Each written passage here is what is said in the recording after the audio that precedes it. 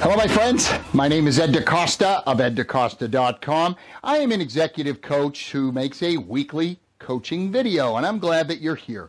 I'm making this video for Wednesday, August 6th, 2014, although on that date, I am not making a video. I am already in Orlando, Florida, with John Maxwell, the incomparable leadership guru and best-selling author, where I serve as one of his faculty members on what is called the John Maxwell team. This is a leadership development program, and has been one of the blessings of my life to be able to partner with John and the other members of the faculty to literally teach leadership and selling and coaching and speaking to, at this point, well over 3,500 people from over 100 countries literally around the world. It's just been a joy and a pleasure. So the title this week is One Happy Pip. Now, if you remember, some of you are younger than I am, you may not remember the Pips, but you probably will at least have heard of Gladys Knight and the Pips. Gladys Knight was the lead singer. That's John Maxwell in my metaphor. And then there were these guys dancing behind her, turning, snapping, doing fancy moves, which I will not even attempt, and they were the Pips. One of them was Gladys Knight's brother, and there were other friends of hers, but they made a group called Gladys Knight and the Pips.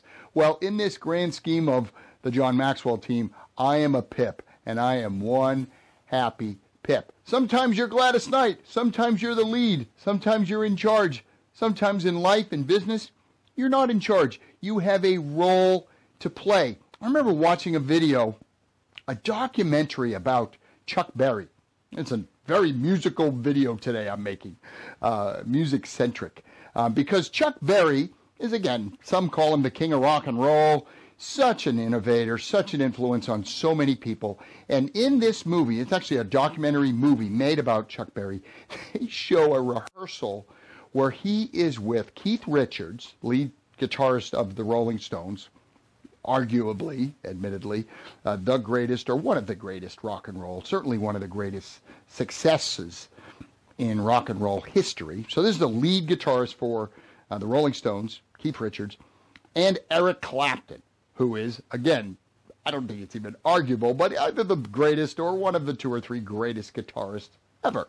So here are these two men, very, very accomplished in their own right, and they are rehearsing for a number that they're doing with Chuck Berry. And it is an absolutely remarkable thing, particularly if you like these guys. And I've seen them all, and I'm big fans of all three of them. And don't you know, these two men, Eric Clapton and Keith Richards, are acting like school children. Very, very deferential to Chuck Berry. And in the scene, Chuck is actually not mean-spirited, but he's not just being all lovey-dovey either. Chuck had a reputation for being kind of a taskmaster. But if you watch it, you can just see these guys adopting this deferential role. They recognize their role in the movie and in the rehearsal, and they were certainly very willing and able to take the lead of Chuck Berry. And it just goes to the point that I'm getting at. I am one happy Pip to be in Orlando and to simply play my role for John Maxwell, who is the star of the John Maxwell team, adds enormous value literally to millions and millions of people around the world within over 70 books, bestsellers, just amazing content. One of the, the Hall of Fame of Amazon.com, one of the two or three greatest leadership gurus in our lifetime, certainly, has influenced the lives of people all over the world. And to be able to be a Pip, to be one of the people teaching his tribe, has just been a joy. So my friends, sometimes you're Gladys, and sometimes you're a Pip. And whatever role you have, give it your best, do your best, know your role, and give it everything that you've got. Again, my name is Ed DeCosta of eddecosta.com, and wherever you are, make it a great day.